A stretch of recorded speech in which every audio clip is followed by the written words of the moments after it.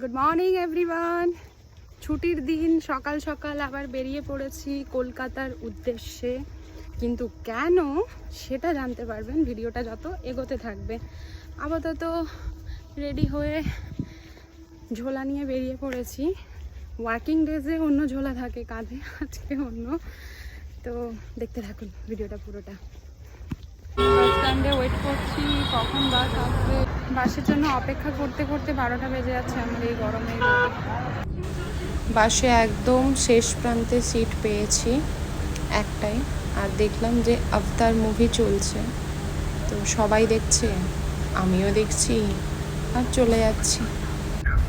একটুখানি অ্যাডজাস্ট করার চেষ্টা করছি, কারণ আমার লেফট অ্যান্ড রাইট দুই দিকে দুজন ব্যক্তি বসেছিলেন, একটু অসুবিধে হচ্ছিল বটে। আমাদের অনুষ্কা বিরাট কোহলিকে দেখে দাঁড়িয়ে পড়লো, তো আমি ভাবলাম তাহলে হয় না। আচ্ছা, কোলাঘাটের একটা চা খেয়ে সোজা রওনা দেব কলকাতার দিকে।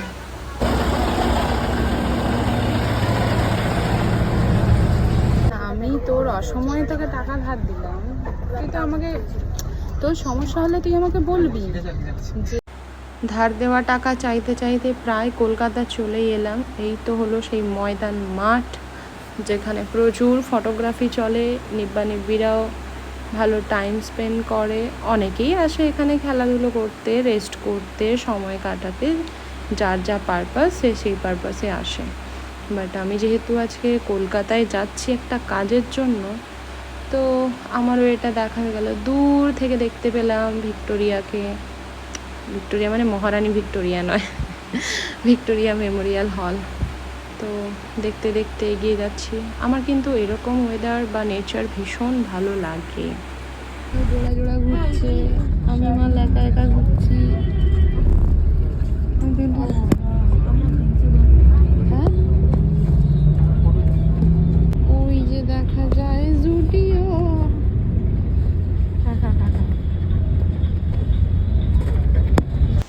এসপ্ল্যানেডে নেমে ওখান থেকে র্যাপিডো বাইক করে নিয়েছি, বাইকে করে যাব আমার আজকের গন্তব্যে।